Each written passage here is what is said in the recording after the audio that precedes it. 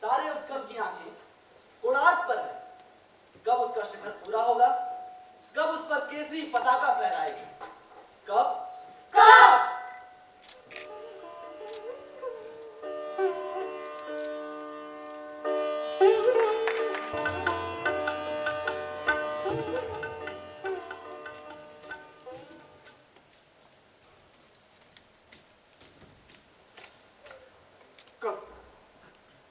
आखिर कब हम अम्ल के ऊपर त्रिपटधर को स्थापित कर पाएंगे?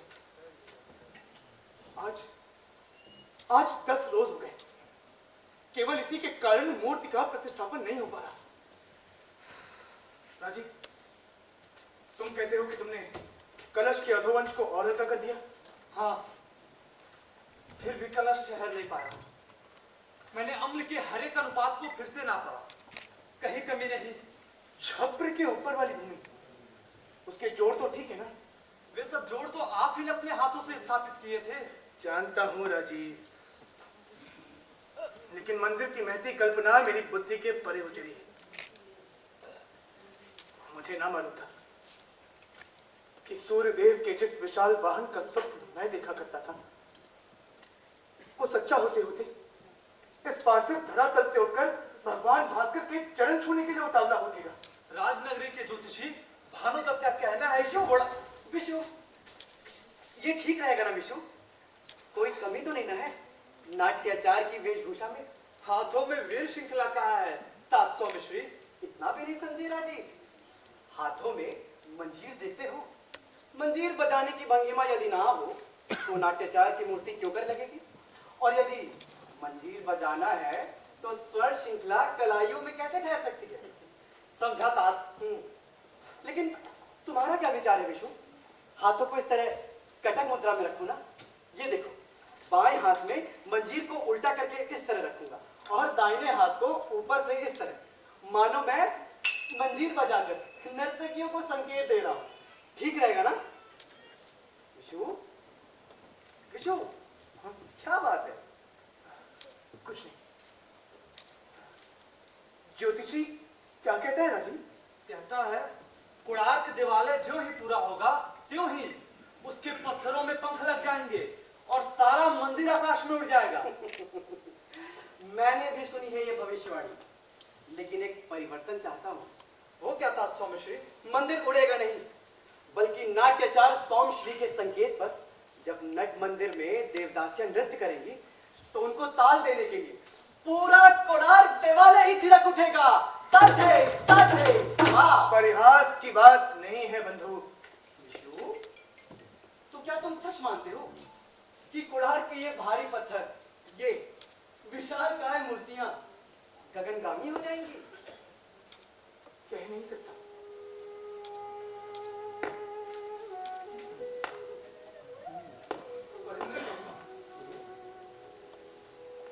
एक बात अवश्य, हमने पत्थर में जान डाल दी, उसे एक गति दे दी। वो भूल रहा है राजी कि वो धरती का पदार्थ है। उसके पैर अब धरती पर नहीं टिकते। पत्थर का ये मंदिर आज कल्पना के स्पर्श से हवा की तरह गतिमान, किरण की तरह स्पर्शहीन, सुगंध की तरह सर्वव्यापी हो रहा है। लेकिन धरती उसे ईर्ष्या से, मुझे लगता है राजी, जैसे हमने अनजाने ही पृथ्वी और आकाश के बीच भीषण संघर्ष खड़ा कर दिया है। पृथ्वी और आकाश के संघर्ष की बात फिर सोचना विशु। उत्कल के पृथ्वीपति की क्रोधाग्नि झेलने का कोई प्रबंध किया है? महाराज श्री नरसिंह देव की क्रोधाग्नि, हाँ। उसे तो करुणा की फुहारें क्षण भर में शांत कर देती हैं। लेकिन वही फुहारें जब गर्म तवे पर पड़ती हैं तो उनकी जलन और बढ़ जाती है और फुहारें छूमंतर हो जाती हैं।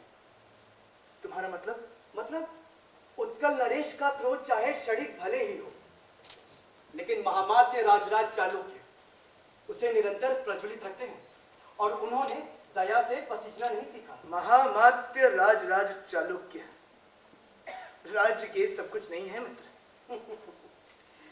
तुम भ्रम में हो बंधु। महाराज नरसिंह देव तो इस समय वंग प्रदेश में यवनों को पराजित करने में लगे हैं। और इधर लोग कहते हैं राजनगरी में महामाते ही आजकल सर्वे सर्वा है। तात, दूर दूर से आने वाले शिल्पी महामात के द्वारा किए गए अत्याचारों के समाचार लाते हैं। उनमें से कितनों के कुटुंबों पर महामात के अन्याय का हथौड़ा पड़ चुका है। दिन प्रतिदिन तरह तरह की आशंकाजनक खबरें आ रही हैं। सुना है अब तक महादंड पाशिक के सब अधिकार भी उन्होंने हथिया लिए हैं। तब तो सारे दंडपाशिक सैनिक उनके अधीन होंगे। वही तो। राज्य सेना तो इस समय वंग प्रदेश में यवनों से लड़ रही है और इधर दंडपाशिक सैनिकों के बल पर महामात की शक्ति दिन प्रतिदिन बढ़ती ही जा रही है। किसी की शक्ति बढ़े और किसी की शक्ति घटे, हमें तो कोणार्क को पूरा करना है। यदि आप धर्मपद की बात सुने तो शायद आप अपना विचार बदल डालें आचार्य। धर्मपद? धर्मपद कौन?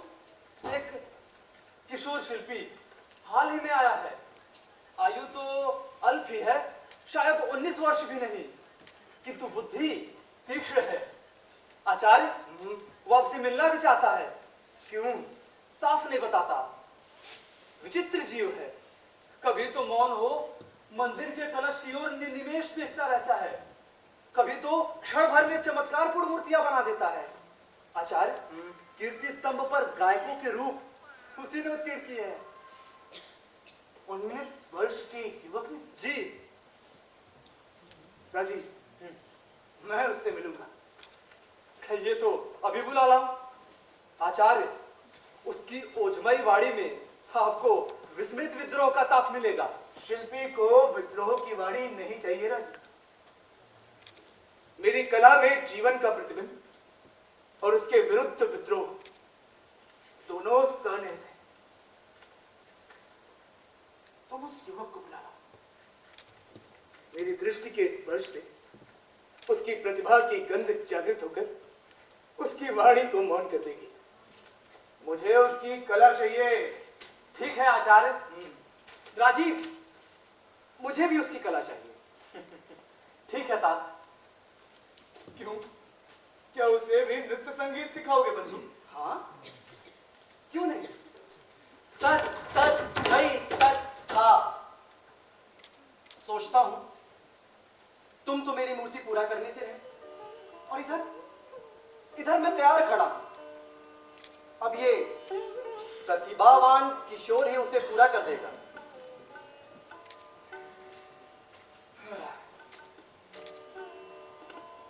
ऐसा कैसे हो सकता है? आओ, अभी पूरा किए देता हूं। सच? ठीक।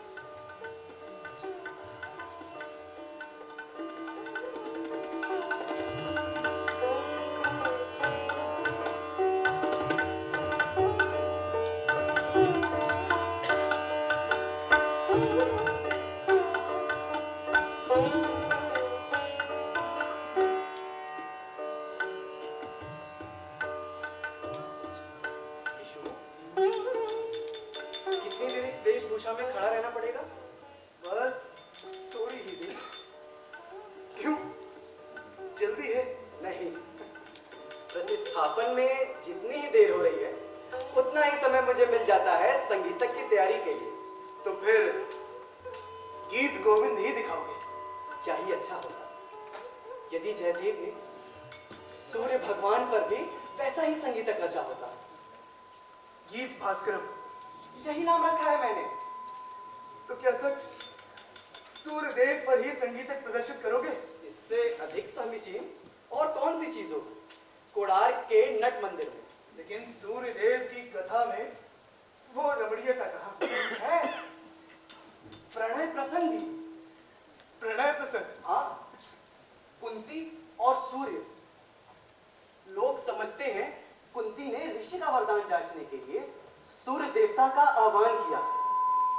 जी नहीं, क्षितिज पर सवेरे की अरुणिमा की भांति तेजस्वी सूर्य देव का मादक स्वरूप कुंती के मानस गगन के छोर पर खिंच गया और फिर जैसे पूर्व दिशा की लालिमा दोपहर का जगमगाता और प्रचंड ताप बन जाती है, ठीक वैसे ही दोनों का अनुराग एक उत्तप्त और विश्वव्यापी विलास बन गया। कोणार्क की युगल मूर्तियों में वही विलास बिखरा पड़ा है। उत्तम यौवन का वेग,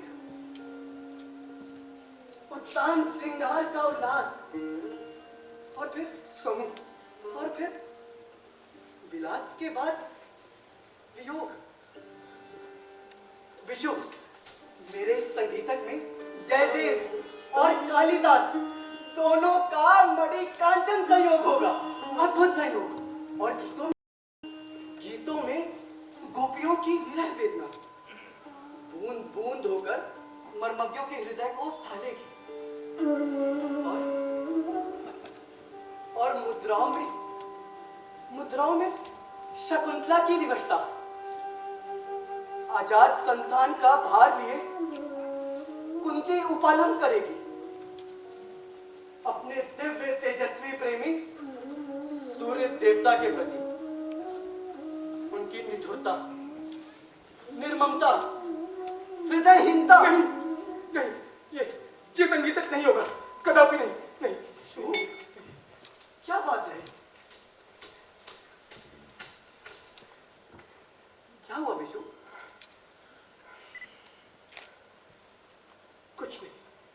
देखो मित्र, मुझसे छिपाओ मत। इतना उत्तेजित होते मैंने तुमको पहले कभी नहीं देखा। क्या बात है? तुम, हाँ, वो देखो।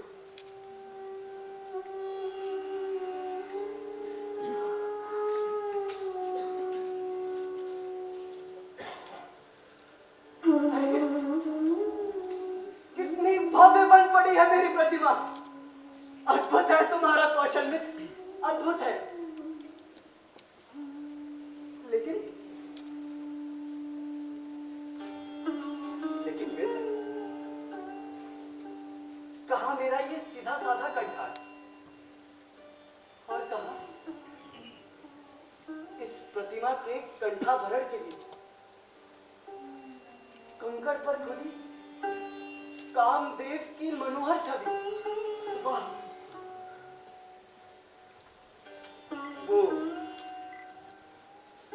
वो कंकड़ हाथी दांत के एक कंकड़ की नकल है। अच्छा, देखो कैसा कंकड़ है वो।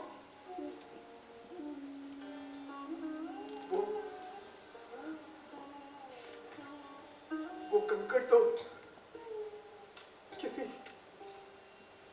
किसी हतभाग्य सूर्यदेव ने किसी सम्मोहित कुंती को दिया था। 20 बरस हुए। हाँ, हाँ स्वामी, वो वन की कली थी, जंगली शबर जात की कन्या, पाषाण को फोड़कर रहने वाली, निर्द्वंद निष्कलुष जलधार। शबर कन्या? हाँ स्वामी, उसका नाम था सारिका। हमारे नगर में हाट के दिन अपने गांव वालों के साथ जंगली छाल और चढ़िया बेचने आते हैं। और नगर की ऊंची अटारी का वासी सूर्य उस वन कलिका पर मुग्ध हो गया। जैसे स्वर और ताल एक दूसरे पर मिलते।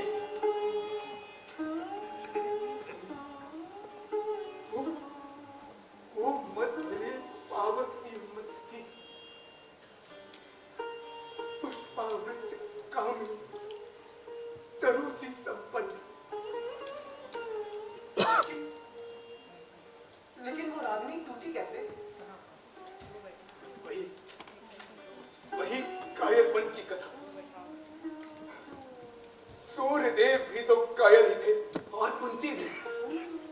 तभी तो उसने अपनी संतान को गंगा में बहा दिया।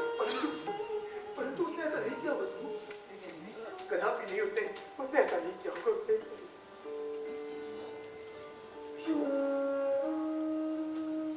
क्या तुमने अपनी संतान को देखा था?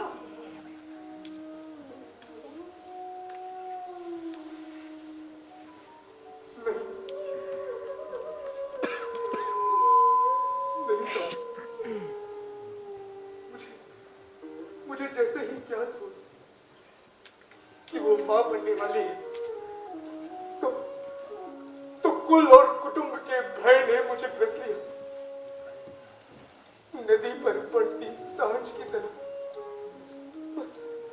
उस भय की तंद्रा में ही मेरी बुद्धि पर छा गई। फिर मैं भाग गया। मैं भाग गया सब। भाग गया सारिक और उसकी आजाद संतान से, जो बहुत दूर भुवनेश्वर में देव मंदिर की छाया में कला के अंचल में अपना मुख छिपाने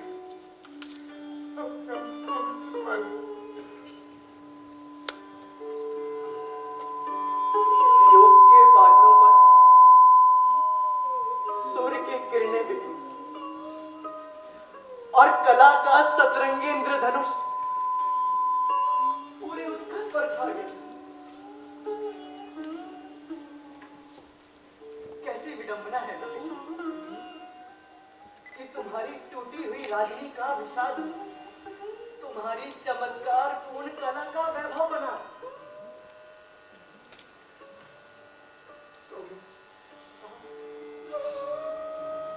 भव्य मंदिरों का निर्माण करने वाले मेरे यहाँ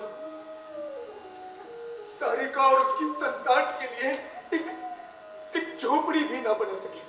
20 बरस तक जिस आशा पर तुम अपने मन में इस रहस्य को संजोए रहे, वो व्यर्थ नहीं जाएगी। वो व्यर्थ नहीं जाएगी। आशा, जंगलों में भटकने वाली निराश्रिता अविवाहिता माँ और उसके बच्चे से मिलने की आशा। हाँ।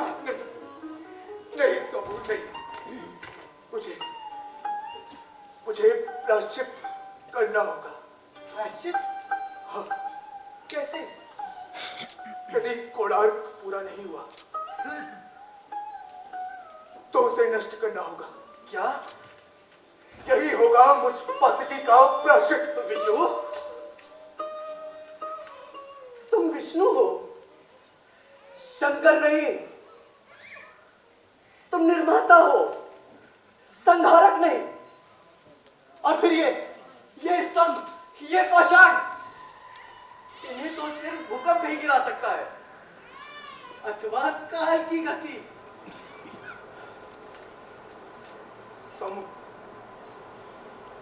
जिन चुंबक पत्थरों के आकर्षण से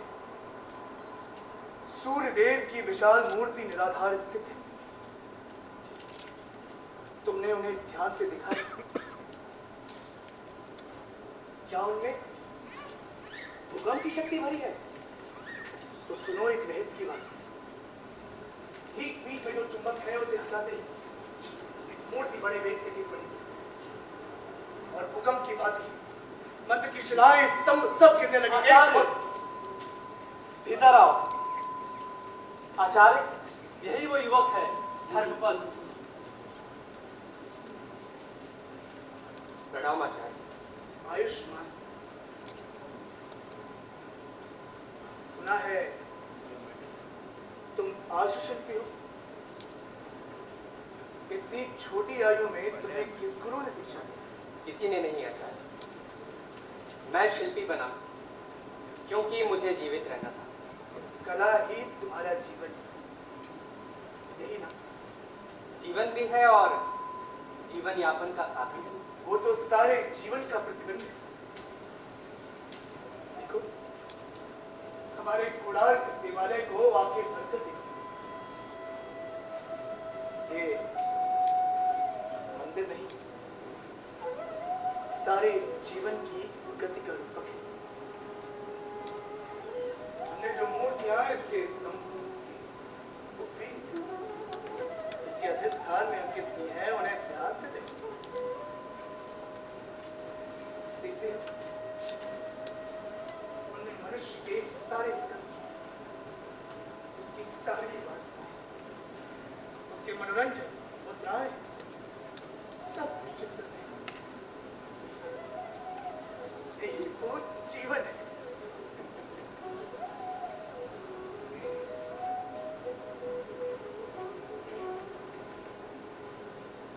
क्षमा करें आचार्य, इन श्रृंगार मूर्तियों को देखते देखते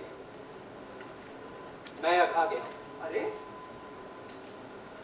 अभी से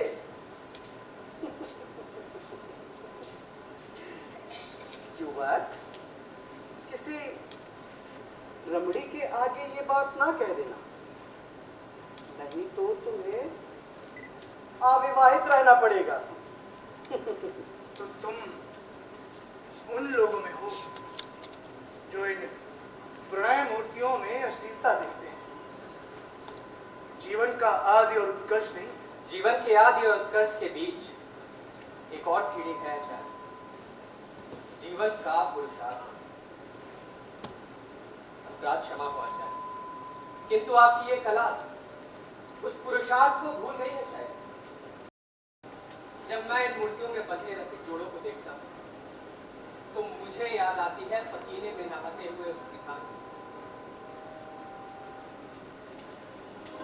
कोसों तक धारा के विरुद्ध नौका को खेने वाले उस मल्लाह,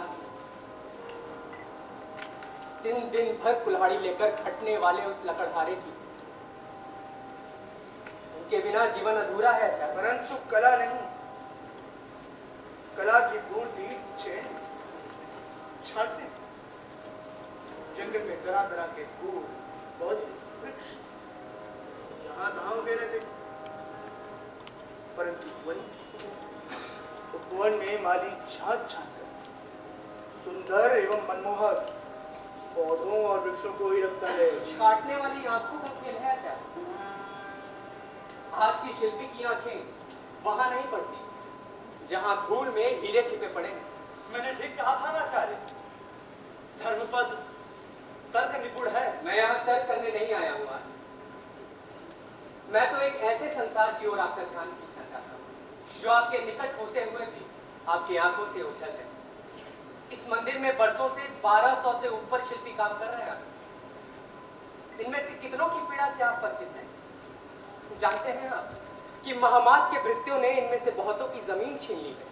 कईयों की स्त्रियों को दासियों की तरह काम करना पड़ा और उधर सारे उत्कल में अकाल पड़ रहा है यार। तुम समझते हो हमें ये सब मालूम नहीं है, परंतु राज्य की बातों में पढ़ना हम शिल्पियों के लिए अनुचित है। और ये भी तो उचित नहीं यार कि जब सारे उत्कल में अत्याचार और अकाल की लपटें पड़ रही हो तो शिल्पी एक शीतल और सुरक्षित कोने में यौवन और विलास की मूर्तियां ही बनाता है।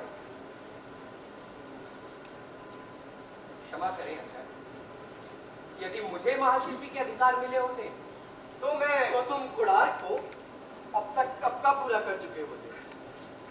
पूरा करना अब भी कठिन नहीं है यार। क्या जी नरपद, तुम शायद भूल रहे हो कि तुम इस समय महाशिल्पी आचार्य विशु के सामने खड़े हो। पिछले 10 दिन से निरंतर प्रयास करने पर ये मंदिर पर कलश को स्थापित नहीं कर पाए और तुम शास्त्रीय विद्या और अनुभव से शून्य। तुम कहते हो ये कठिन नहीं। अपनी शक्ति से बाहर की बात ना करो युवक। नहीं समझ, उसे अपनी बात पूरी करने दो।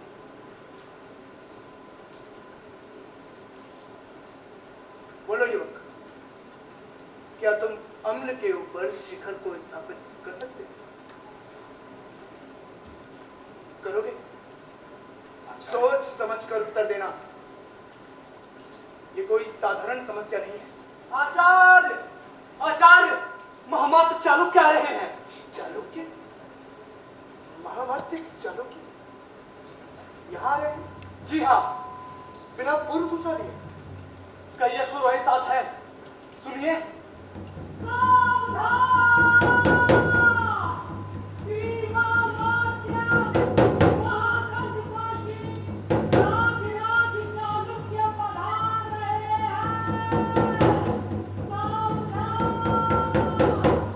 महादंडपाशित, सुना तुमने विशु?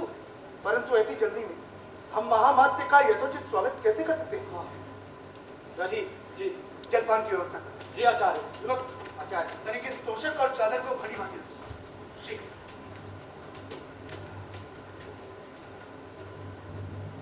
सोमू, महामंत्री प्राचीर के अंदर आ गए। वो सीधा इधर ही आ रहे हैं। महामात्य का सहसा इस तरह आना मुझे अच्छा नहीं लगता। आचार्य, वे आ गए।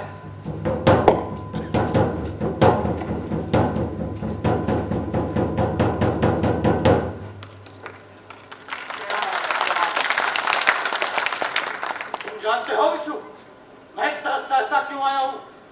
आर्य के आने की पूर्व सूचना नहीं मिली। यदि सूचना दे देता तो तुम सभी लोगों का भंडाफोड़ कैसे होता? जी, हाँ, राजनगरी में मैंने ठीक सुना था कि कुड़ार्क में राजकोष का धन नष्ट हो रहा है। ना तो शिल्पी लोग ठीक तरह से काम करते हैं और ना ही मजदूर। 10 दिन हो गए, 10 दिन हो गए, एक कलश तक स्थापित न हो सका। हम लगातार उसी की चेष्टा में लगे। चेष्टा में लगे हुए हैं, पर मैं तो यहां देखता हूं कि गप्पे हो रही हैं। और ये युवक यहां क्यों खड़ा है? मैं आचार्य के सामने शिल्पियों की दुख गाथा कह रहा था। क्या बोला तुमने? शिल्पियों की दुख गाथा?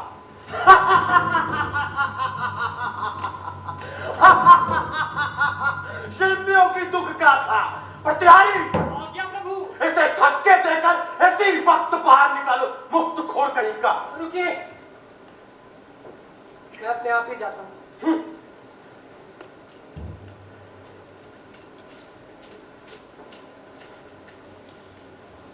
महामंत्री, आपके शब्द बहुत कटु हैं। उसे तो मैंने कटु ही शब्द? कटु शब्द से काम नहीं चलेगा विशु। मैंने सुना है कि शिल्पी लोग राज्य के विरुद्ध सिर उठा रहे हैं, स्वर्ण मुद्राओं में वेतन मांगते हैं और महामात्य, लगता है आपको किसी ने बढ़ाकर खबर दी है। अरे स्वर्ण मुद्रा, भला ये बेचारे क्या मांगे?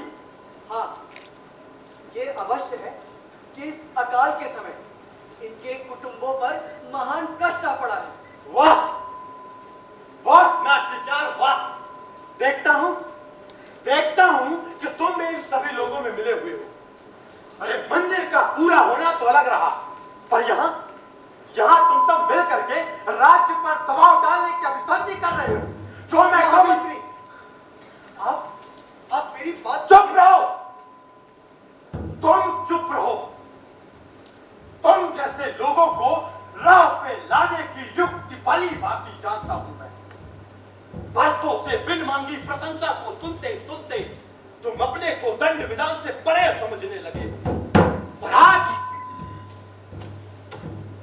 तुम्हारे इसी घमंड को चूर करने आया हूं।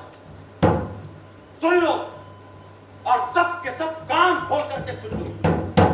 आज से 1 सप्ताह के भीतर यदि कुड़ार्क देवालय पूरा ना हुआ तो तुम सभी लोगों के हाथ काट दिए जाएंगे। क्या शिल्पियों के हाथ काट दिए जाएंगे? हाँ, शिल्पियों के हाथ काट दिए जाएंगे। आज से 8वें रोज या तो मंदिर में सूर्य देव की मूर्ति का प्रतिष्ठापन होगा, और या तो तुम 1200 शिल्पियों के भुजाओं पर प्रहार। इतना भीषण दंड!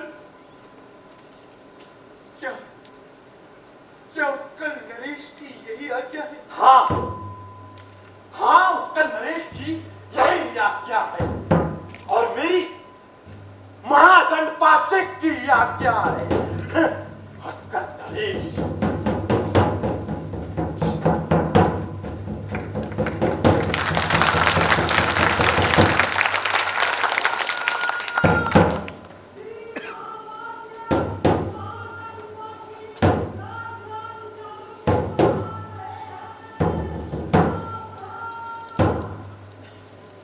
अब क्या होगा?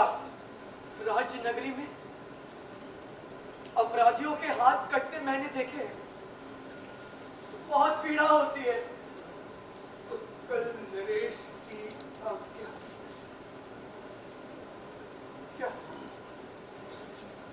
क्या महाराज मेरी परसों की सेवा पर इतना भीषण कुठाराघात करेंगे? क्या मालूम उत्कल नरेश की आज्ञा है या महामात्र का फैलाया आतंक। हमारे पास साधन भी नहीं है और समय भी तो नहीं है कि हम महाराज के मन की बात जान सके। वो तो वंग विजय के उपरांत अभी तक लौटे भी नहीं है। 7 दिन, केवल 7 दिवस बाद हम सबों के हाथ काट दिए जाएंगे। ये हाथ क्या कोई उपाय नहीं आचार्य? आचार्य, एक उपाय है।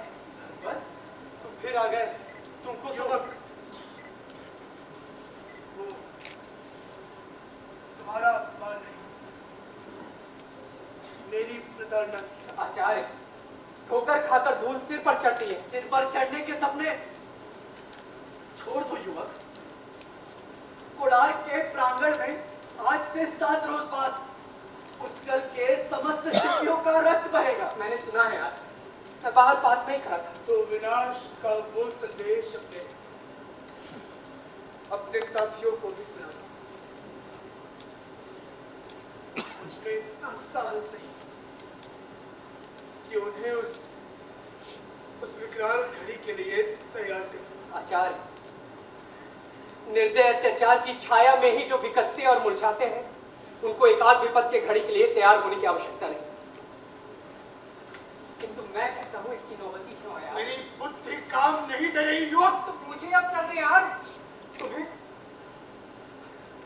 महामंत्री के आने से पहले आपने मुझसे पूछा था कि क्या तुम अम्ल के ऊपर स्थापित कर सकते हो। आचार्य, मेरा उत्तर है कि एक बार मुझे अवसर दिया।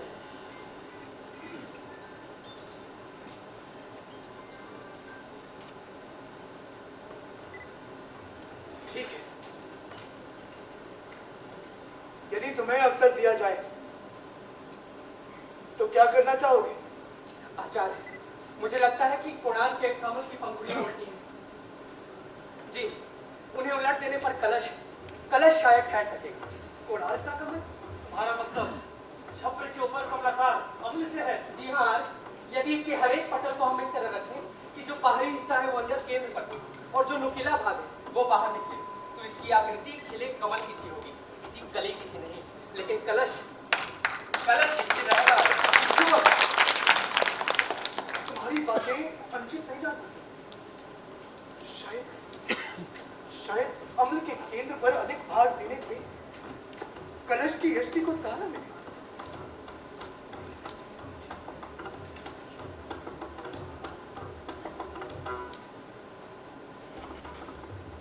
आचार्य, मेरी बात को ऐसे नहीं समझा जा सकता।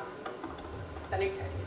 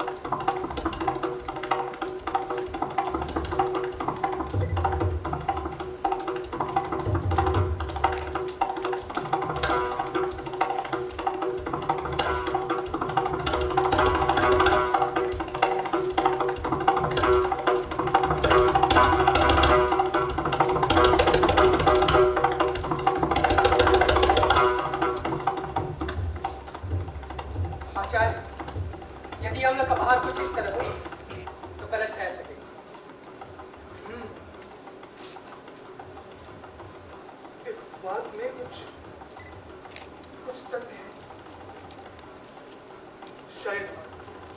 शायद अम्ल के बाहरी भाग पर इस समय अनुपात से अधिक भार है। जी, अगर हम भार को हल्का कर सकें तो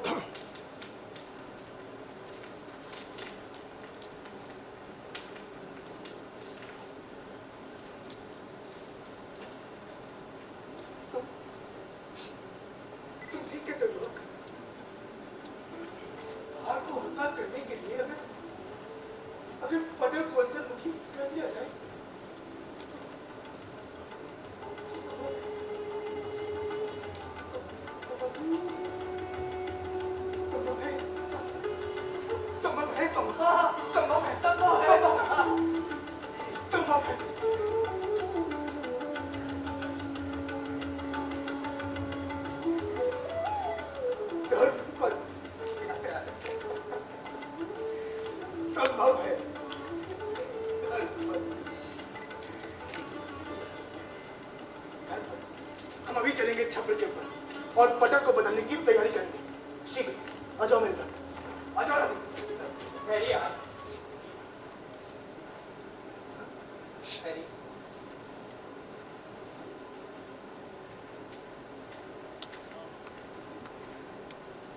आचार्य, यदि मेरी ये युक्ति सफल हो जाए और हम कोणार्क के शिखर को स्थापित कर सकें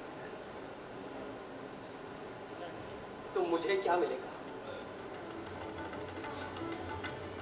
तुम क्या चाहते हो? जो कुछ मेरे हाथ में है तुम्हें देने के लिए तैयार हूं। मैं चाहता हूं यदि शिखर पूरा हो जाए तो एक दिन के, सिर्फ एक दिन के मंदिर प्रतिष्ठापन के दिन आप अपने सब अधिकार मुझे दे दें। धन्यवाद।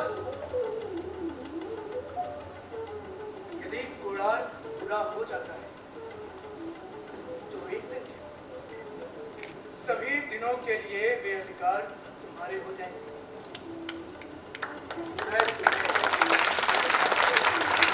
अपने स्थान पर प्रधान शिल्पी बना दूं। मैं तुम्हें वचन देता हूं। आचार्य, आप ये क्या कह रहे हैं? विशु, मैं ठीक कह रहा हूं। मैं ठीक कह रहा हूं। इस युवक की प्रतिभा ने मुझे मुक्त कर दिया। तुम नहीं जानते, मुझे प्रधान के पद का कोई मोह नहीं। मोह है तो बस इस बात का कि कोणार्क पूरा हो जाए। और आज इस युवक ने उजली हुई रात को मारकर प्रज्वलित कर दिया। इस समय मेरे हाथ, मेरी भावनाएं सब कोणार्क को पूरा करने के लिए आतुर हो रही है। युवक, चलो मेरे साथ। राजीव, आइए।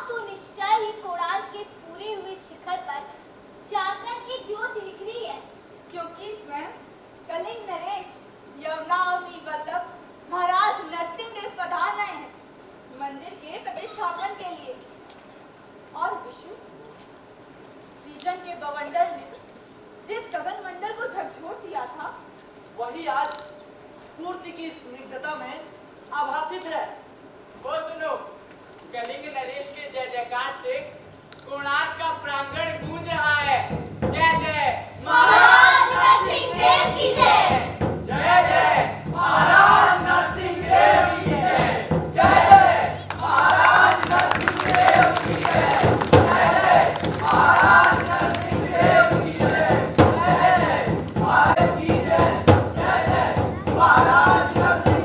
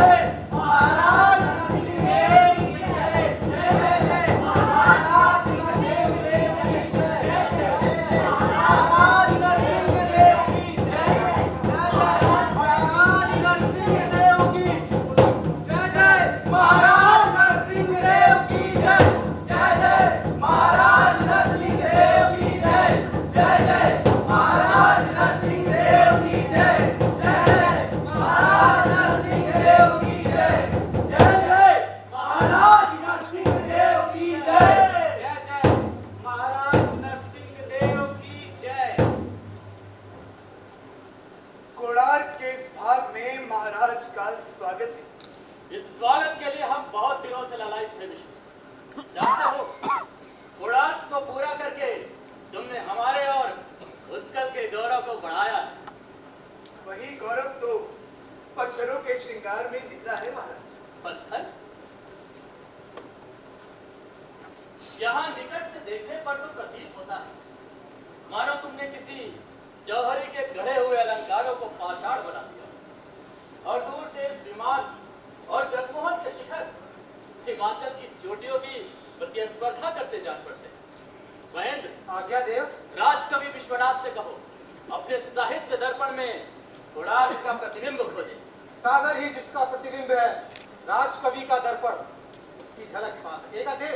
राजगायक चंद्रधर से कहो इस अद्भुत रागिनी की प्रतिध्वनि को अपने गायन में बांधे। जलनिधि की स्वर लहरियां ही जिसकी गूंज हैं, उस रागिनी को कौन गायक बांध सकेगा देव? जानते हो विष्णु, ये वही गूंज थी जो हमें वंग प्रदेश में यवनों को पराजित करते समय रणभेरी में सुनाई पड़ी थी। कलाकार की रागिनी मर्मज्ञों के कर्णपुटों को ही तो खोजती है महाराज। विजय के तुरंत बाद हम अपनी सारी सेना को वंग प्रदेश में ही छोड़कर यहाँ राजधानी को लौट पड़े। उड़ार्क का सम्मोहन व्याध की वंशी था और हम थे विवश हुए। तो क्या उत्कल नरेश की विजयी सेना और महासेनापति प्रतिष्ठापन में ना सकेगी महाराज? वेणुगवि वंग देश में ही है। किंतु महामात्य की अपनी दंडपाशिक सेना तो पीछे आ ही रही है। हमने महामात्य को आदेश दिया था कि कोणार्क के उद्घाटन पर राज्य का संपूर्ण वैभव प्रदर्शित किया जाए। महाराज की कला मर्मज्ञता मुझे विफल किए दे रही है। विफल तो हम हो रहे थे विष्णु। यहाँ से 3 कोस पर मंदिर की गगनचुंबी पताका को देखकर हम बालकों की भांति अधीर हो गए। उसी समय महामंत्री बोले कि उनके रथ की धुरी टूट गई है, तो वो वहीं पीछे ठहर गए। किंतु हमें इतना धैर्य कहाँ जो हम वहां रुक सकते। महाराज, मूर्ति प्रतिष्ठापन तो महामात के आने पर ही होगा। मंदिर के जगमोहन और नट मंदिर में पुजारी वृंद और मेरी नृत्य मंडली प्रस्तुत है। महामात्य को आने दो, उनको आने में अधिक विलंब न होगा।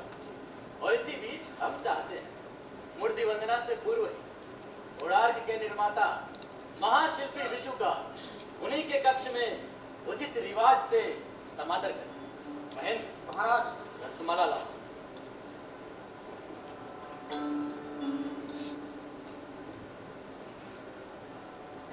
महाशिल्पी विशु, आगे बढ़ो और ये रत्नमाला इस रत्नमाला का अधिकारी मैं नहीं। विशु, ये तुम्हारी विनम्रता है या हर्ष के अतिरेक से विक्षिप्त हो गए? तनिक धैर्य देखिए। ये आप क्या कर रहे हैं महाशिल्पी?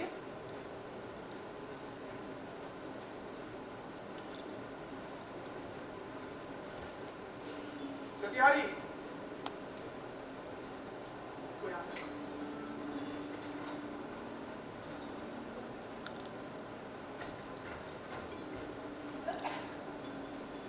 धर्मा, आए। इधर आओ।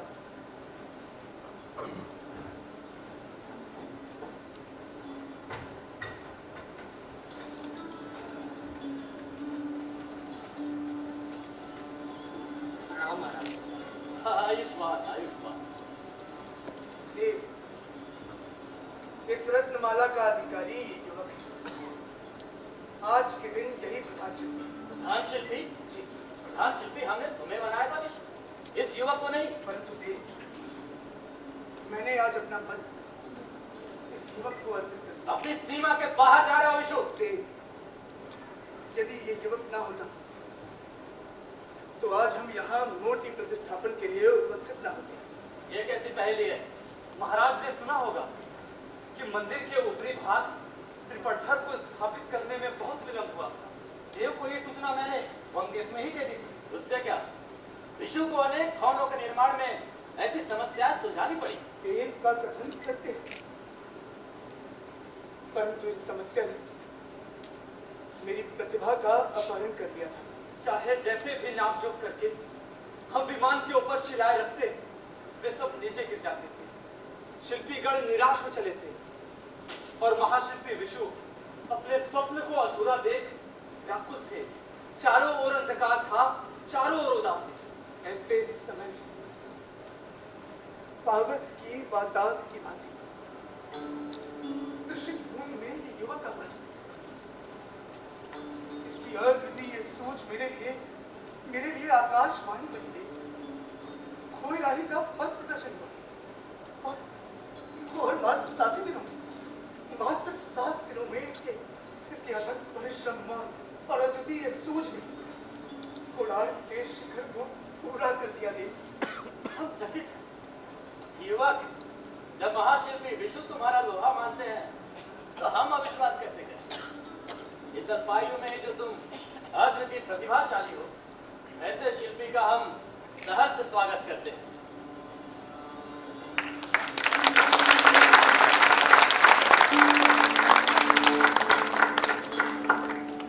दास उत्कल नरेश का आभारी है देव। यदि मेरे बुद्धि और प्रयास के द्वारा 1200 आचार्य, आपने मुझे वचन दिया कि आज के दिन आपके सब अधिकार मुझे मिलेंगे। इसे कहने दो विष्णु, हम इसकी बात सुनना चाहते। मैं तो केवल इतना कह रहा था महाराज कि मुझे तो संतोष इस बात का है कि मेरे कारण 1200 शिल्पी अपंग होने से बच गए। युवक, क्या आशा है तुम्हारी?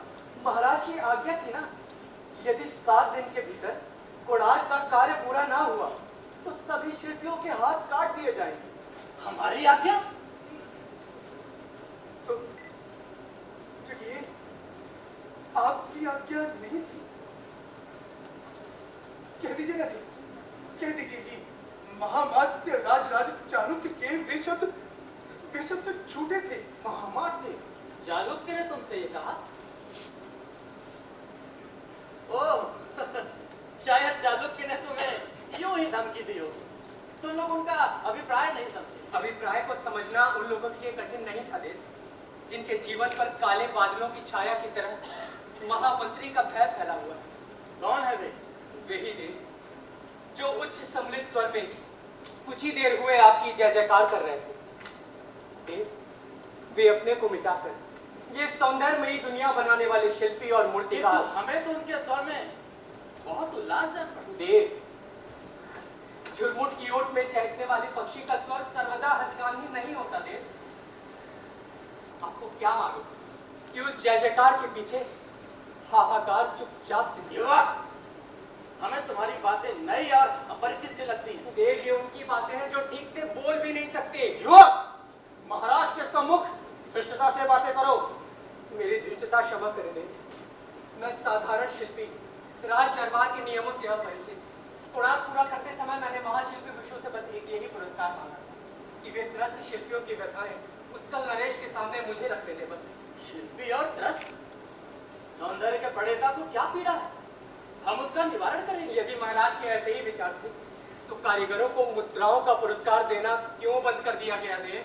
मुद्रा देना बंद किया गया? कब से? महाराज को नहीं मालूम। 3 मास से तो देव को नहीं मालूम।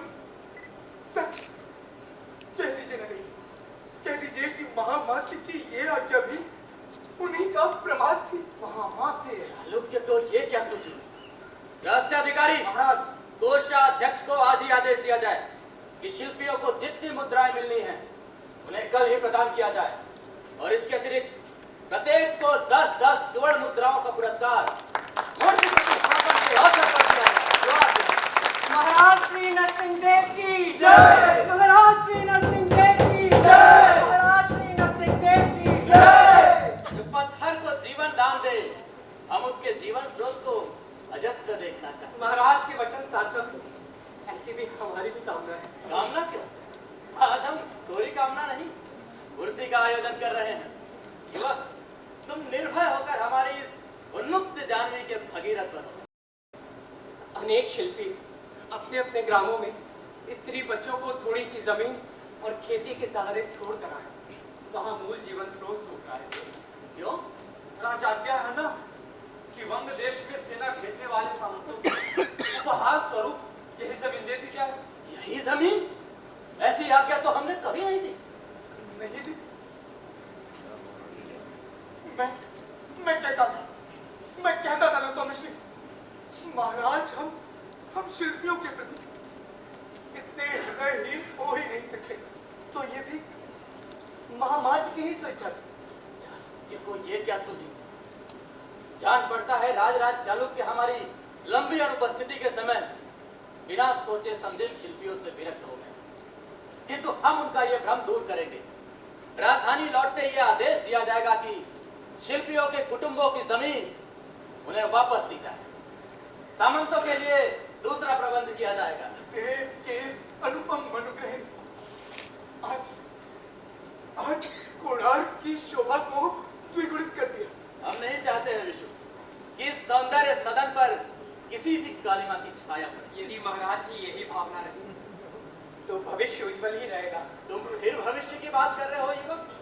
हम तो आज अभी से कोणार्क को हर्ष और उल्लास का प्रतीक देखना चाहते हैं। क्षमा करें देव, न जाने कितनी आए हमारे सौंदर्य सदन के चरणों और चोटी से टकरा कर बिखर रही हैं देव। किसकी आए?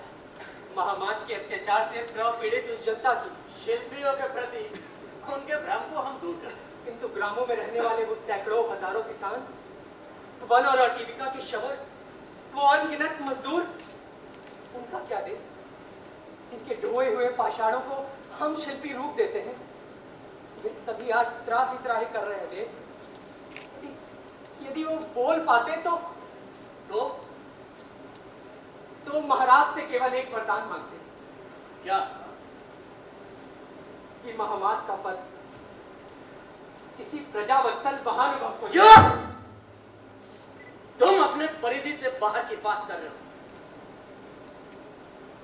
अपराध क्षमा हो गई। हम अपने मंत्रियों को निकालने और नियुक्त करने के लिए अपने सामंतों और श्रेष्ठियों से सलाह देंगे, शिल्पियों से नहीं।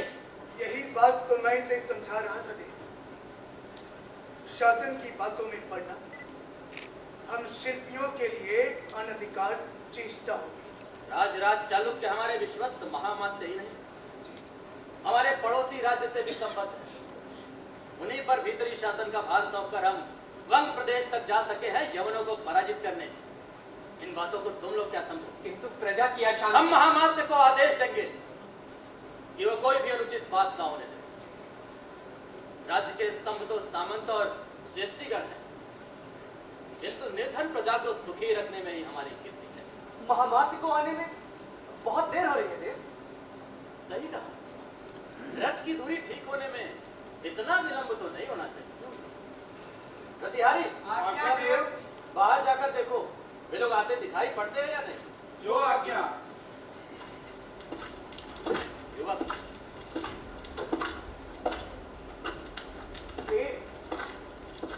रहस्य अधिकारी जी आते जान पड़ते हैं। देव, क्या बात है महेंद्र? महामात से तो आए नहीं देव, किंतु कुछ लोग आते दिख पड़ते हैं। तो वही होंगे। कितनी दूर है? निकट ही देव, किंतु वे लोग आ रहे हैं पश्चिम से ही नहीं, उत्तर और दक्षिण से भी। अनेक रथ और सैनिक धूल आकाश तक फैल रही है महाराज। जान पड़ता है महामात्र ने दंडपार्षिकों और सामंतों को भी आज के समारोह में सम्मिलित होने के लिए बुला रखा है। किंतु इस निमंत्रण को महाराज से गुप्त रखने का आशय कौतुक नहीं देव, तो षड्यंत्र देव, षड्यंत्र। महेंद्र, सारी दंडपार्षिक सेना तो महामात्र के अधिकार में है देव। मैंने सभी द्वार बंद करा दिए हैं। हम अभी सिंह द्वार पर जाकर स्वयं देखेंगे। ये तुम्हारा भ्रम है। भ्रम नहीं देव, वो देखिए। प्रतिहारी किसी को पकड़ कर ला रहे हैं। पकड़ो, पकड़ो इसे, पकड़ो इसे, पकड़ो, मारो। शवारिक, छोड़ो मुझे, छोड़ दो उसे। छोड़ो। क्या बात है? प्रभु, महाषड्यंत्र हुआ है। 3 दिशा से दंडपाशी मंदिर को घेर रहे हैं। घेर रहे हैं? किसकी आज्ञा से? परम प्रतापी कलिंग नरेश श्री राज चालुक्य की आज्ञा से। चालुक्य? कलिंग नरेश? विश्वासघाती? स्वयं महाराज के सम्मुख इतनी उद्दंडता। अभी तुझे नरक का मार्ग दिखाता हूं। सावधान! मुझ पर हाथ चलाने की चेष्टा न करो। मैं दूत के रूप में भेजा गया। ये लीजिए महाराज राज चालुक्य का संदेश और मुझे उत्तर दीजिए।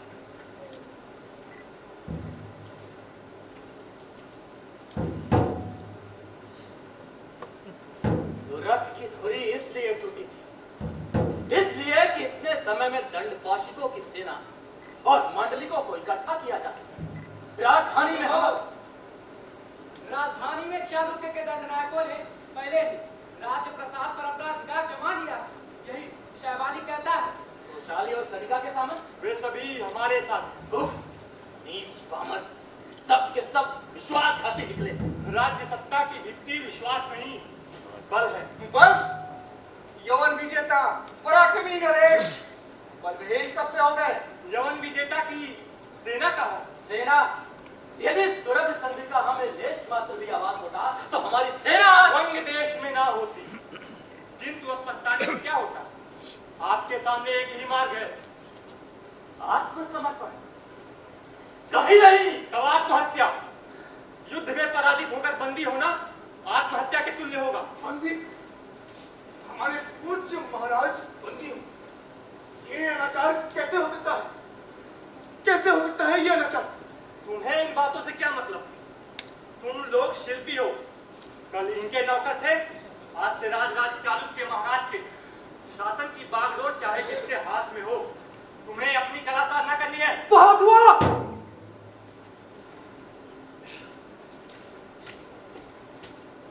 बहुत हुआ दूत।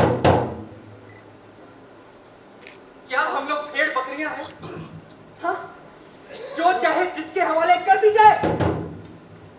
अरे आज ही तो हमारे भाग्य का फैसला है। जिस सिंहासन को तुम आज डावाडोल कर रहे हो वो हमारे ही कंधों पर टिका है। क्या उस पर वो बैठेगा जिसके कारण सैकड़ों घर उजड़ चुके हैं? वो जिसने कोणार्क के सौंदर्य निर्माता शिल्पियों को ठीकरों से भी तुच्छ मान ठुकरा है? नहीं शैवालिक, नहीं। कलिंग हमारा है और उसके अधिपति हैं हमारे प्रजावत्सल श्री नरसिंह देव महाराज। महाराज नरसिंह देव की जय! महाराज नरसिंह देव की जय! महाराज नरसिंह देव की जय! शाबाश धर्मपद। धर्मपद, तुम्हारे शब्दों में शिल्पी की आत्मा बोलती है। पागलपने का ये प्रलाप सुनने में नहीं आया हूँ, मुझे शीघ्र ही उत्तर मिलना चाहिए। देख, आज्ञा हो तो इस उत्तम चुनौती का मैं उचित उत्तर दे दूंगा। धर्मपद, तुम्हारी वाणी ने हमें एक नई आशा दी है। हम मृत्यु स्वीकार करेंगे किंतु उस नीच पामर चालुक्य के सामने घुटने नहीं टेकेंगे। तो सुनो शैवालिक, अपने नए स्वामी के पास ये अंगारों भरा संदेशा ले जाओ कि कलिंग नरेश श्री नरसिंह देव महाराज अत्याचारी विश्वासघातियों की धमकियों की चिंता नहीं करते। आज उनके पास वो शक्ति है जिससे धरती थर्रा उठेगी। दीन निर्धन प्रजा की शक्ति जो कोणार्क की शिल्पियों और मजदूरों में दुर्गम सेनाओं का बल देगी। कोणार्क का ये मंदिर आज किले का काम देगा। जाओ जाओ, हमें चुनौती स्वीकार है तुम्हारी शैवालिक। तो फिर सावधान, रक्तदान के लिए प्रस्तुत रहिए। मैं जाता हूँ।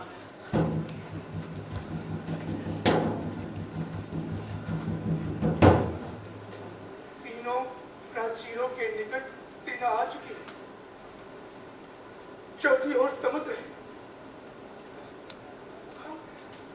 हम कैसे और क्या करेंगे? कोणार्क के चार दीवारी के भीतर कुल कितने लोग?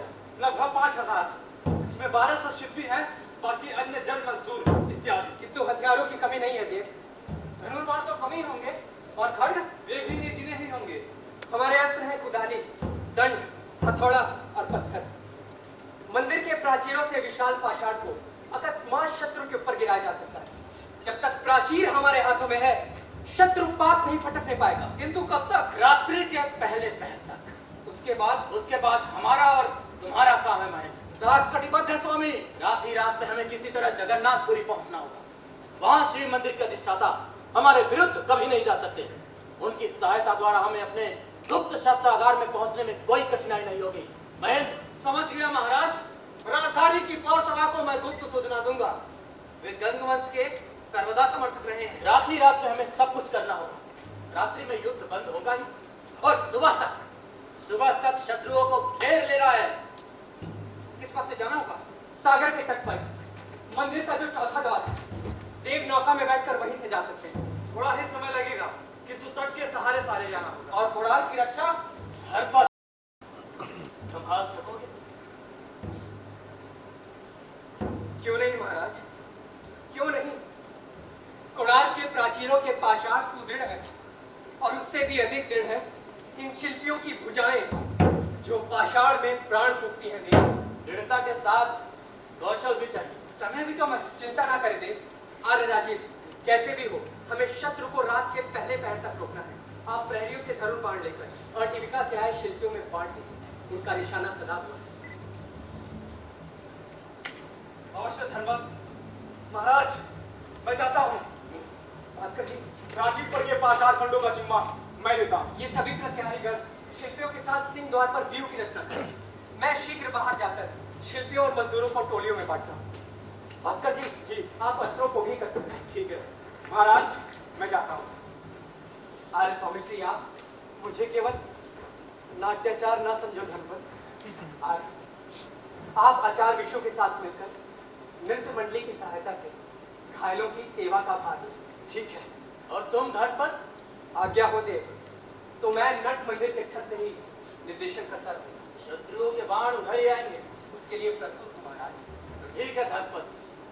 आचार्य विष्णु ने आज तुम्हें प्रधान शिल्पी का पद दिया है। मैं तुम्हें कोणार्क का दुर्गपति बनाता हूँ।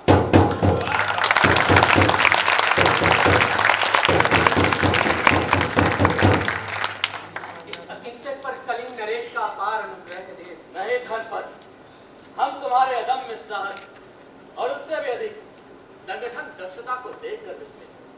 तुमने यवन विजेता महाराज नरसिंह देव को अपने वश कर दिया। तब देव, आपको इस दुर्गपति का आदेश मानना होगा। क्यों नहीं? देव, मेरा आग्रह है कि आप मंदिर के पिछले भाग में ही रहें। वो सुरक्षित स्थान है। यदि आपका पार भी बाका हुआ तो हमारी सारी योजना ही निष्फल हो जाएगी। रात्रि के पहले पहर तक हमने स्वयं को तुम्हारे हाथों सौंप दिया। तब तक के लिए तुम ही हमारे सेनापति हो, तुम ही हमारे निर्देशक। निर्देशक मैं नहीं हूं देव। धर्मपद, हमारे निर्देशक, हमारे सेनापति बाहर खड़े हमारी प्रतीक्षा कर रहे हैं देव। कौन? वे कोणार्क के सौंदर्य निर्माता हजारों शिल्पी, जिनकी आत्मा की तड़पन ही कलिंग नरेश का अमोघ वज्र है, जिनकी सुकोमल भाव तरंगों को अत्याचारी की ठोकर ने आज महारोष का उद्दाल सागर बना दिया है।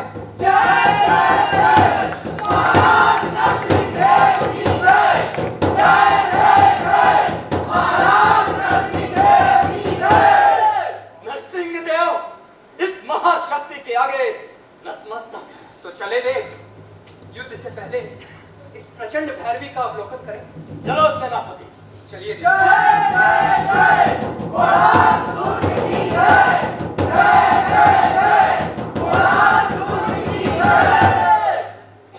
चलो विष्णु, आओ। सुनो, हाँ?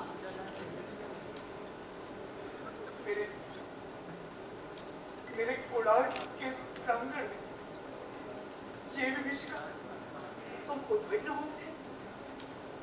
उद्विग्न भी और उत्सुक भी। उत्सुक? हाँ। किस लिए? सुन, हाँ?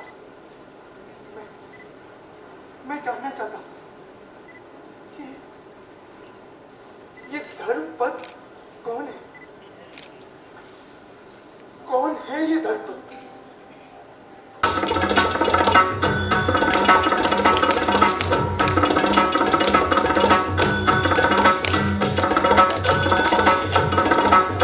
सप्ताश्वरथमारूढम्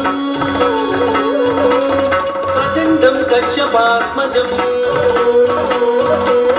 श्वेतपद्मधरं देवं तं सूर्यं प्रणमाम्यहम् तं सूर्यं प्रणमाम्यहम् तं सूर्यं प्रणमाम्यहम् तं सूर्यं प्रणमाम्यहम्।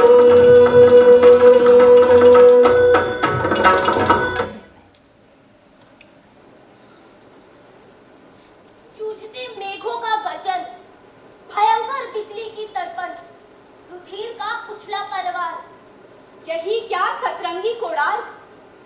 कला का इंद्रधनुष निर्वाक, वज्र सा अब कड़का टंकार, लेकिन ये क्या? अरे क्यों सहमी सी हलचल, क्लांत सा क्यों है कोलाहल? मौन होगा क्या अब संघात? नहीं, केवल थोड़ा विश्राम, रात भर का है युद्ध विराम, झपकियां लेते हैं अंगार। तब तो निशा के पर्दे में अज्ञात कहाँ है उत्कलपति का प्रात? तुमुल ध्वनि में आशा जंगा, वहीं जहां सागर तटवर्ती लहरों को चीर एक नौका पूरी नगरी की ओर तेजी से चली जा रही है। उसी में बैठे हैं नरसिंह देव, जिन्हें घमासान युद्ध के बीच मंदिर के पीछे सुरक्षित नौका में आरोहित कर धनकर और उसके साथियों ने अपना वचन पूरा किया। अब पूरी से सेना लाकर चालुक्य के पड़ाव पर आक्रमण करना है उन्हें। इस समय कोणार्क की शांति पर स्तब्ध सरोवर को चंचल करने वाले पतित पल्लवों की भांति जब तब मंद ध्वनियां सुन पड़ती।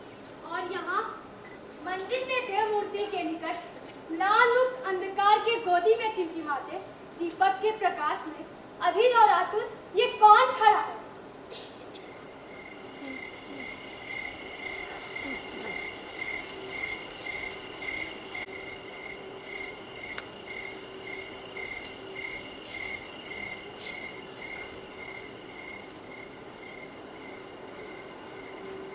तुमने कहा था विशु कि मैं नाट्याचार्य भगवान शंकर का संहारक रूप धारण कर सकता हूं, पर वो तो ना कर पाए। लेकिन भगवान शंकर वैद्यनाथ भी तो है। पट्टियां बांधना और औषधियां देना, कुछ घायल तो बच ही जाएंगे। वो कैसा है? कौन? धर्मा? क्या अद्भुत पराक्रम दिखाया उसने, क्या अतुल संगठन शक्ति, क्या स्फूर्ति। हमारे एक एक शिल्पियों से देखकर 5-5 सैनिकों के तुल्य हो गए। वो कैसा है? उसकी मूर्छा, उसका मूर्छित होना था कि हमारे शिल्पियों में बिजली दौड़ गई और दुगनी शक्ति से हमारे मुट्ठी भर लोग जूझ पड़े और चालुक्य के पारावार को थमना पड़ा। वो सब मैंने देखा था समूह। अब वो कैसा है? कैसा है? तुम तो उसके मूर्छित होने के थोड़ी देर बाद ही चले आए। जान पड़ता है उसका शरीर चोट और आघात सहने का आदी है। माँ बाप ने उससे बहुत कसरतें कराई। मेरे प्रश्न का उत्तर दो समूह। वो कैसा है? विष्णु, क्या बात है? और मेरी प्रतिमा के निकट इस तरह मुट्ठी बांधे तुम क्यों खड़े हो?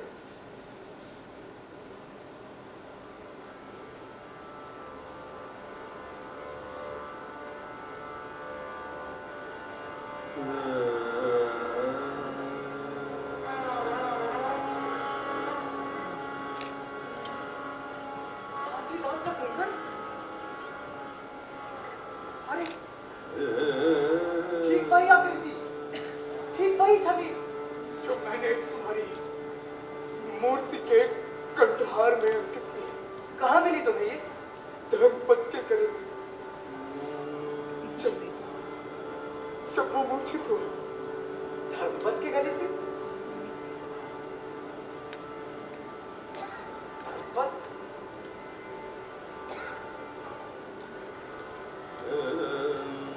यानी धर्मपद? अब बताओ वो कैसा है? कैसा है वो? विष्णु, स्थिर हो। तुम नहीं समझोगे। मुझे बताओ वो कैसा है? उसकी मूर्छा दूर हुई कि नहीं? वो कैसा है? विष्णु, मूर्छा दूर हो गई और रक्त बहना भी बंद हो गया। अब तो वो पुनः युद्ध के लिए तैयार है।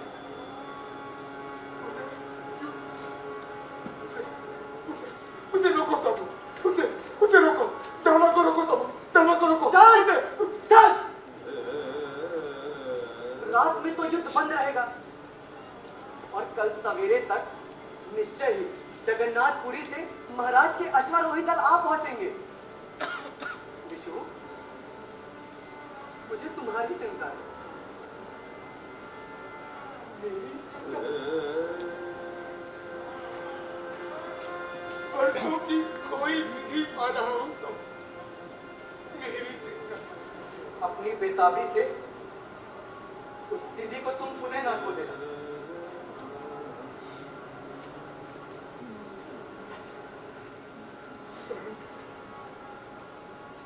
कैसे बताऊं उसे? वो तो मुझे जानता नहीं और जान लेने पर क्या सोचेगा वो? शायद सोहू, क्या बरसों गुफा के अंधेरे के बाद ये बेदर्द उजाला मुझे अंधा बनाकर छोड़ेगा। लगता है वही आ रहा है। विशु, तुम एक काम करो, तुम इस स्तंभ के ओट में चले जाओ थोड़ी देर। क्या वो मेरा मुख देखना चाहेगा? वो बात मुझ पर छोड़ दो, अभी जाओ और जब आवाज दो तो आ जाना। जाओ जाओ जाओ जाओ विशु।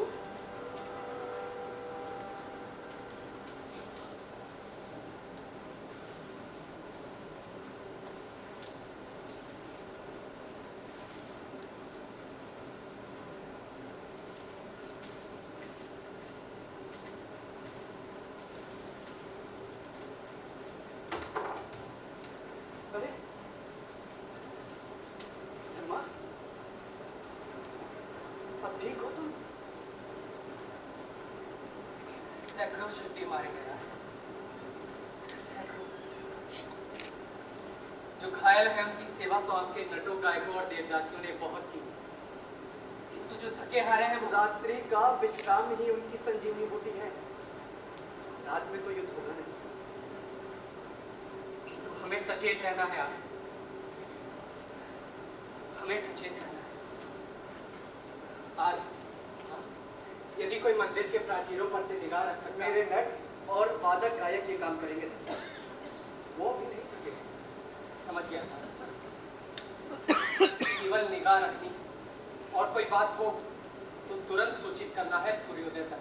सूर्योदय तक महाराज के अश्वारोही चालुक्य के दल पर पीछे से आक्रमण कर देंगे और इधर से हम कुछ मुट्ठी भर शिल्पी भी पुनः प्रहार करेंगे। मुट्ठी भर शिल्पियों के प्राण तो तुम हो धरपत। मूर्छा के बाद तुम्हें भी विश्राम करना चाहिए। मुझे विश्राम की आवश्यकता नहीं है। आइए। धर्मा, मैं फिर कह रहा हूं, रात्रि का विश्राम ही संजीवनी बूटी है। आचार्य, यदि मेरे पास इससे भी अधिक शक्तिवर्धक संजीवनी हो तो? वो क्या? ये देखिए।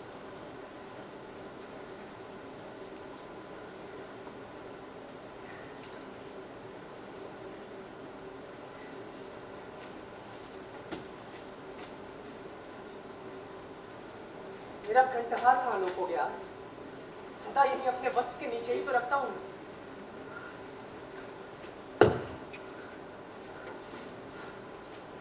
आचार्य सोमश्री, हाँ? मेरा कंठहार कहीं आपने तो नहीं, मैंने तो नहीं। पर इधर आओ। देखो, मेरी प्रतिमा के कंठ में एक हार है, उसे देखो।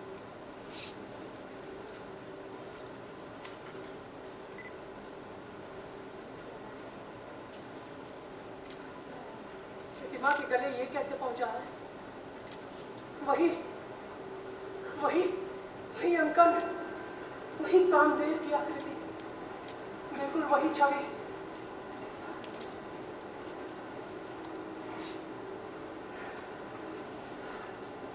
नाट्यचार, ये कैसी मरीचिका, ये कैसी पहेली नाट्यचार? ये पहेली तो सिर्फ मूर्तिकार ही सुलझा सकता है। कौन है? आचार्य विशु से पूछो। अंदर आओ। आओ।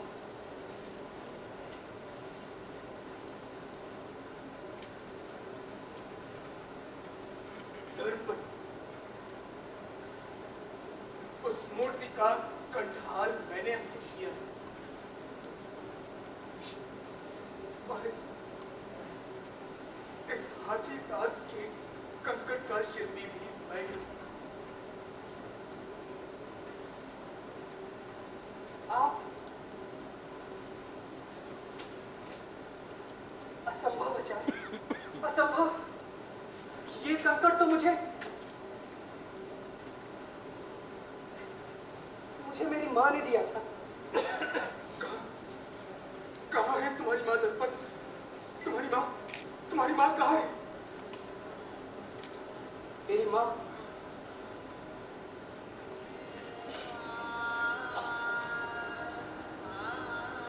आचार्य, मेरी माँ तो अब नहीं है।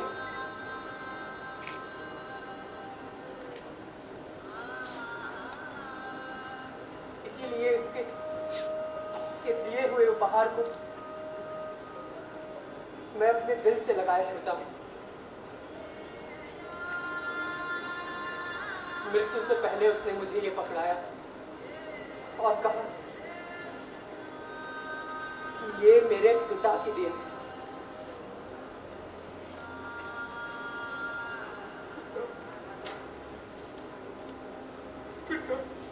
जिस पिता की बात उसने मुझसे पहले कभी ना छेड़ी थी, पहली बार और अंतिम बार तभी उसका नाम लिया था मेरी माँ ने।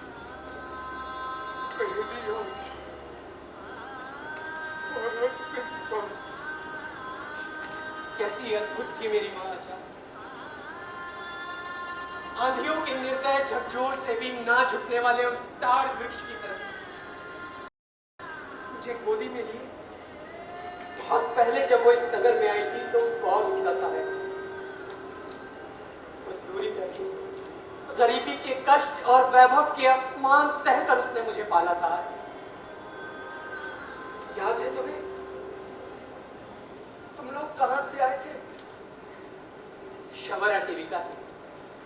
हाँ, माँ ने बहुत कुछ बताया था पर सब कुछ नहीं। उसने मुझे वो शक्ति दी आचार्य, जिसके बल पर नन्हा बीज धरती को फोड़कर नए जीवन का प्रतीक बनता है। उसने मुझे आंचल से ढका भी और छुड़ाया भी। उसकी ओजमयी वाणी आज भी मेरे कानों में गूंज रही है।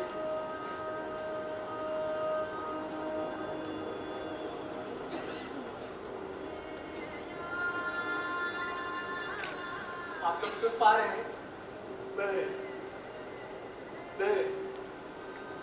मैं सुन पा रहा हूँ।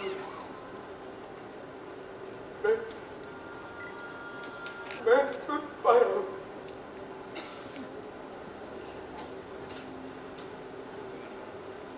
आचार्य विष्णु,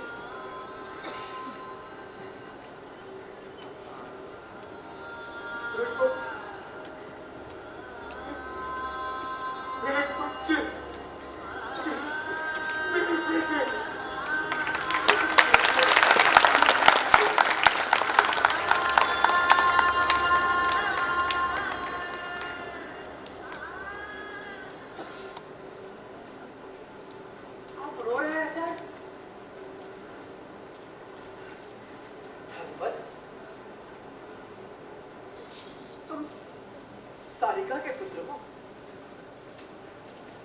आपको मेरी माँ का नाम कैसे मालूम हुआ?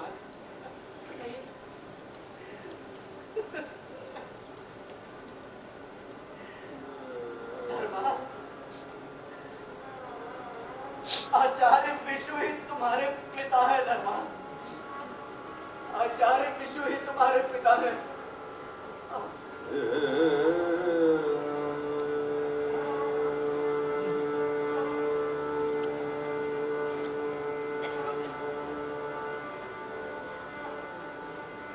आचार्य मेरे पर मेरे पिता का नाम, तुम्हारे पिता का नाम श्रीधर था। हाँ, यही नाम था आचार्य, यही नाम था। मेरी माँ ने बताया था। वो अभागा श्रीधर नहीं, विशु तो मेरा जन्म नाम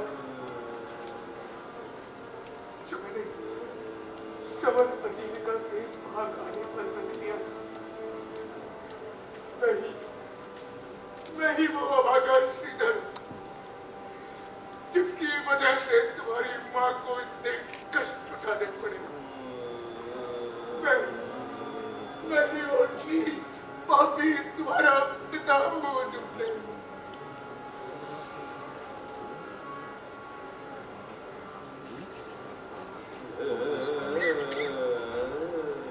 आचार्य विशु,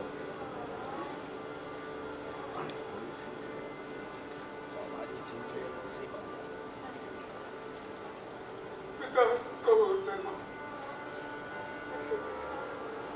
मुझे पिता कहो।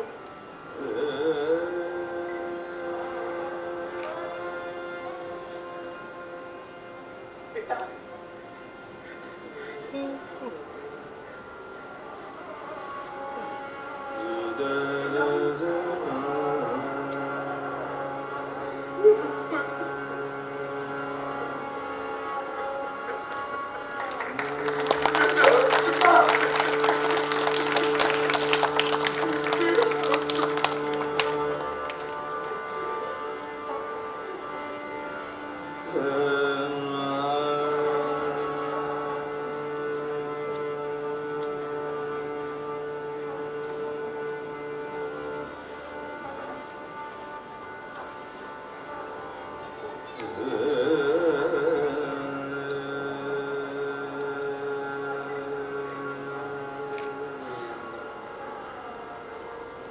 आपको मेरी माँ की याद आती है?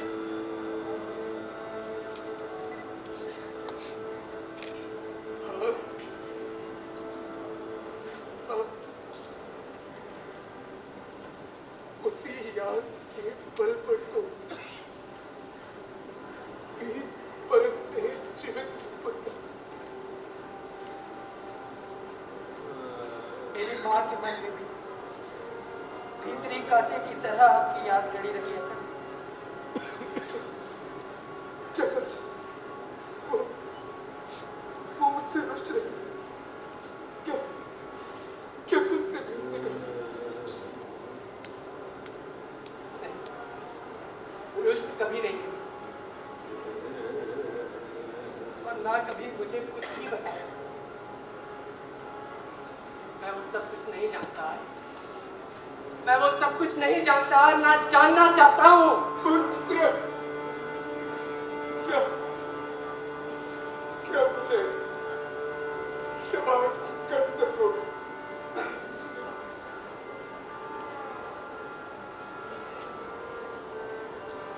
आचार्य,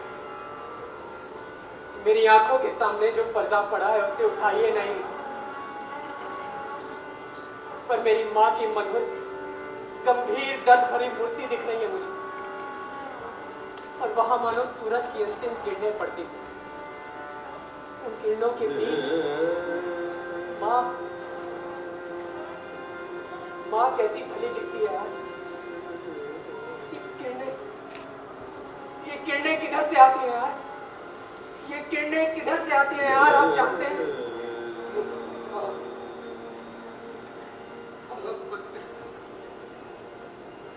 मैं जानता हूं,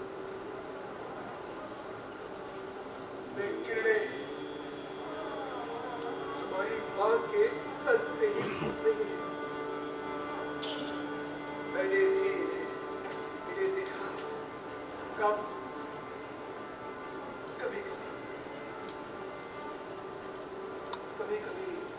मंदिर का निर्माण करते करते सहसा मेरी आंखों के सामने अंधेरा छा जाता था। उस अंधेरे में ना तो मैं मूर्तियां कर सकता था,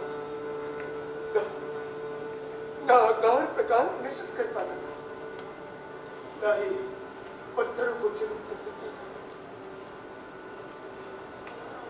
तब तुम्हारी मां की मनोरम और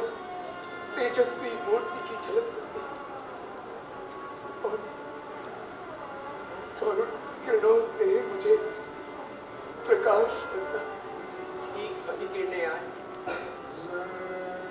ठीक वही आलोक। और अब कैसे कुड़ाल के द्वेष मेरे अरमानों को छिन्न होता हुआ उसने तुम्हें भेजा, मुझे राह दिखाने के लिए। अच्छा, जाने किस अदृश्य शक्ति ने मुझे शिल्प कला सिखा दिया। तुम शिल्पी विशु के पुत्र हो धर्मा।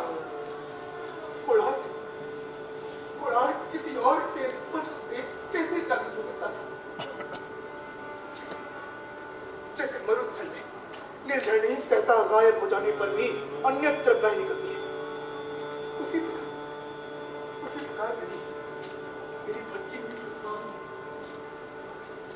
तुम्हारे मन में विकसित हुई धर्मा। सैकड़ों हजारों वर्षों तक कोणार्क के उन्नत शिखर को देखकर लोग कहेंगे कि ये विशु और उसके पुत्र की कला की सर्वोत्कृष्ट कृति है।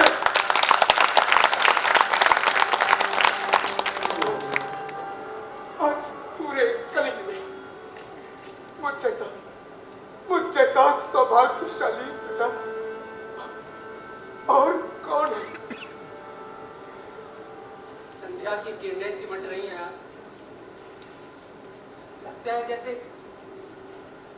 माँ बुलाती है। नहीं धर्मा, नहीं। हम उसे बुलाएंगे। क्या तुम्हारी माँ कल भी नहीं है? जब कोणार्क और कलिंग पर से ये बादल हट जाएंगे, जब हमारे महाराज नरसिंह देव विजयी होंगे, कल जब कोणार्क के प्रांगण में मेरा और तुम्हारा पिता और पुत्र का अद्वितीय अभिवादन होगा। विजय का अभिवादन, विजय का अभिवादन। कैसा पूर्ण क्षण होगा। मेरी सारी साधना फलीभूत होकर आह्लाद और उन्माद मेरे रह जाए। कोणार्क का प्रत्येक पत्थर अनन्य रागिनी का प्रतिध्वनित करेगा। धरती और अंबर मेरे उल्लास को संभाल ना सकेंगे और शिल्पी के गौरव के आगे संसार की संपूर्ण समृद्धि नतमस्तक होगी। विशु, धर्मपद अनर्थ हो गया। हमारा सब किया कराया मिट्टी हो रहा है। मेरा स्वप्न भंग मत करो। स्वप्न छोड़ो, हम लोग महाविपत्ति में हैं। मंदिर के दक्षिण प्राचीर के बीच में शत्रुओं के दल ने चुपचाप रास्ता बना लिया है। मैं अपने नर्तकों को लेकर उधर से जा रहा था तो देखा कि वो लोग अंदर घुस रहे हैं। दौड़कर राजीव को खबर भी दी, लेकिन मुट्ठी भर थके हारे शिल्पी कैसे रोकेंगे इन आदाताइयों को? यही आशंका थी मुझे यार, यही आशंका थी। वो कुचक्री चालुक भला रात की युग निषेध को क्यों मानता? अब क्या होगा? महाविनाश का आह्वान। उसे रोको, धर्मा को रोको। मुझे रोकने की चेष्टा मत कीजिए यार। मुझे संध्या की वही किरणें बुला रही है। लेकिन सुनिए, एक बार मंदिर पर अधिकार कर लेने पर उस चालुक्य की शक्ति को कोई नहीं रोक सकता। महाराज नरसिंह देव की चेष्टाएं विफल हो जाएंगी यार। सवेरे चालुक्य जब पुरी के लिए कूच करेगा तो उस पापी अत्याचारी के आगे कोई नहीं ठहर सकेगा, कोई भी नहीं।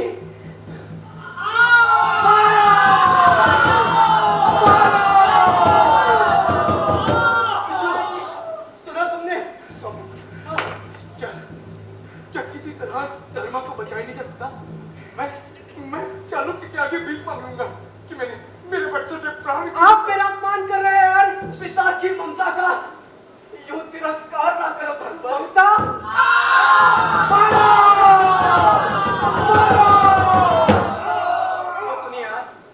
वो सुनिए, मृत्यु की फैलती छाया में जूझने वाले वीरों की पुकार को सुनिए। क्या मैं उसे अनसुनी कर दूं? उन्हें मेरी आवश्यकता है यार। शीतल होते हुए यज्ञ की अग्नि में एक बार फिर से आहुति की आवश्यकता है। शायद ये अंतिम आहुति। पुत्र, क्या तुम जा रहे हो? हाँ, मैं जा रहा हूं। जिस नीच से आप भीख मांगते हैं, मैं उसे भीख दूंगा, अपने प्राणों की भीख।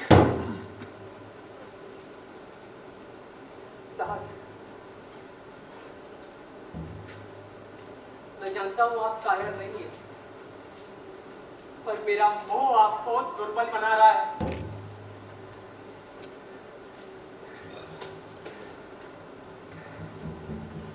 जाते जाते आपको मैं एक बात याद दिलाऊंगा कि आप पिता होने के पूर्व शिल्पी हैं, कारीगर हैं। आज शिल्पियों पर अत्याचार का प्रहार हो रहा था, कला पर मदान्यता टूट पड़ी है था, सुंदर को सत्ता पैरों के तले रौंद रही है था।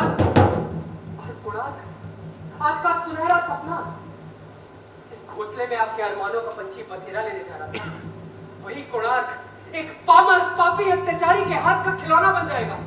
आतंक के हाथों जकड़ी हुई कला सिसकेगी, और यही कारीगर की सबसे बड़ी हार होगी, सबसे भारी हार।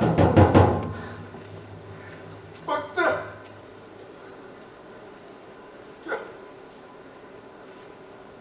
क्या जाने से पूर्व एक बार अपने पिता के वश से नहीं लगोगे?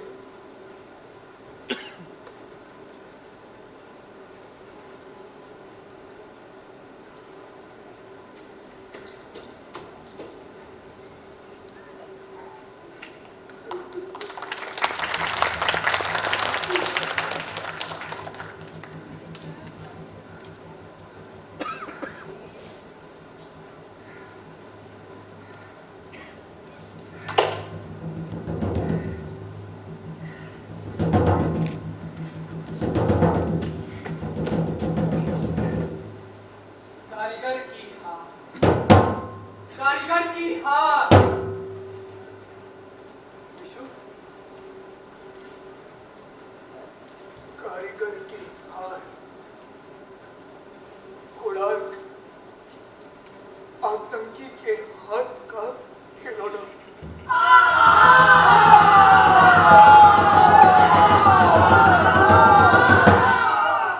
जान पड़ता है, धर्मपद संग्राम में कूद पड़ा, लेकिन कितनी देर के लिए?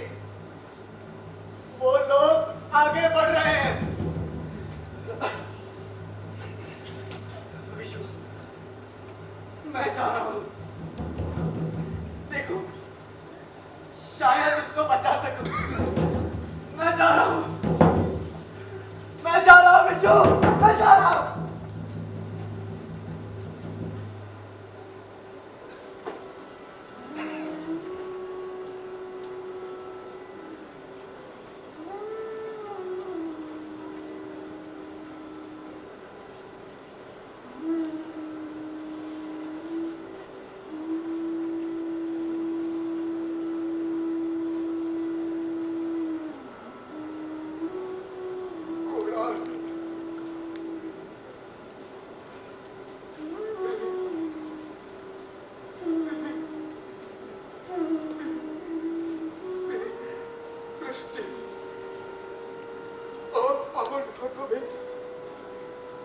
भ्रष्ट हाथों में ये कैसा अभिशाप? ओ अभागे कारीगर, कहाँ है तेरी मौन तपस्या का पुरस्कार?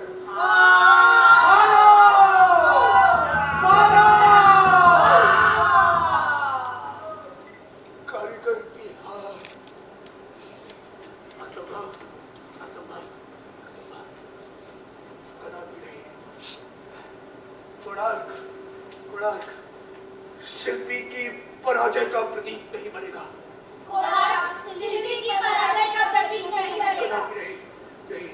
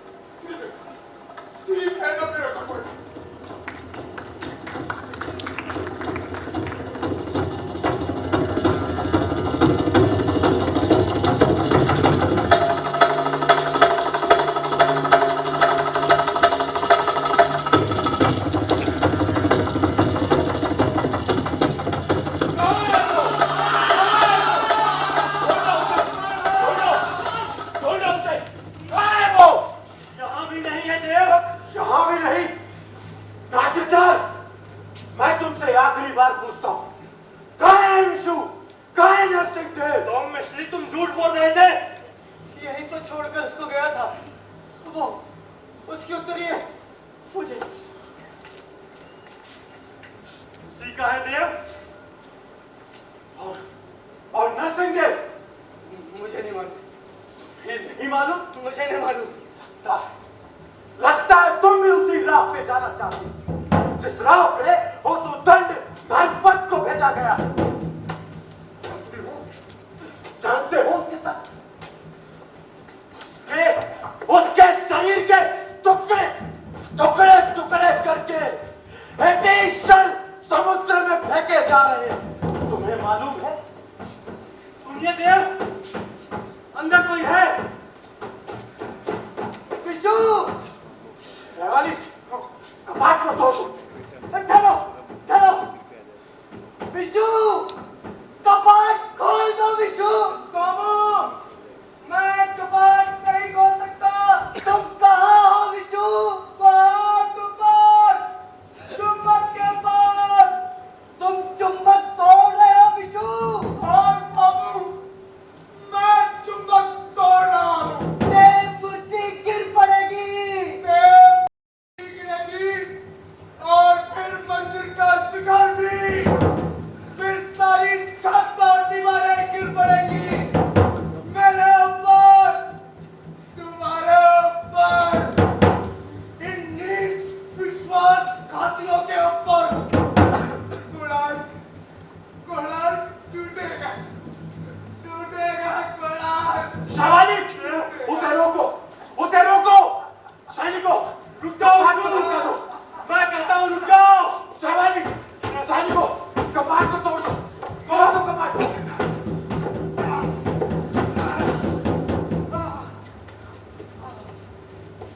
देव मूर्ति हिल रही है। देव मूर्ति के सारे हिल रहे महाराज। हे भगवान, हे भगवान। शाबालिक, सैनिकों, घबराओ नहीं, आओ मेरे साथ। मूर्ति को पकड़ लो, मूर्ति को पकड़ लो, पकड़ लो, पकड़ लो, पकड़ लो, पकड़ लो, पकड़ लो मूर्ति को। बचाओ, बचाओ।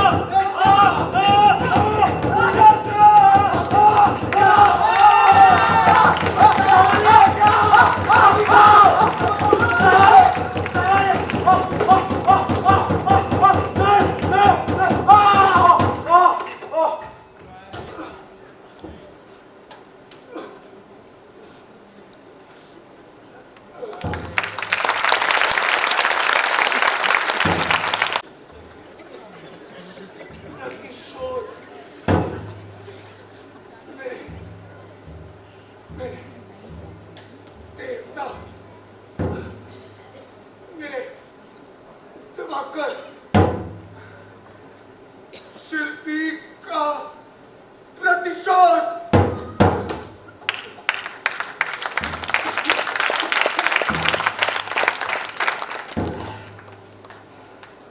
कोणार्क के विमान के डूबते ही अत्याचारी चालुक्य और उसके साथियों का विनाश हुआ। और विष्णु जिस विराट कल्पना को उसने साकार बनाया, उसी की गोद में उसे मृत्यु शैया मिली। वे पाषाण खंड जिन्हें उसने जीवन दिया था, उसके शव पर फूलों के समान बिखरे पड़े रहे। उसके प्यारे बेटे ने ही तो वे फूल बिखेरे थे। कैसा अनूठा है ये खंड है।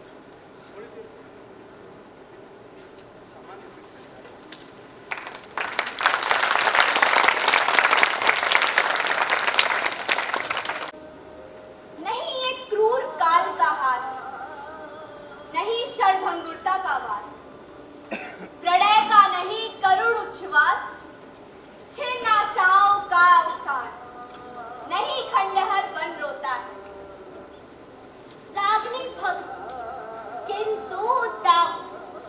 अरे यही तो है विजयी धाम कि जिसमें जागृत आठों याम, कला की जोत, अटल विश्वास जगाए, खंडहर सोता है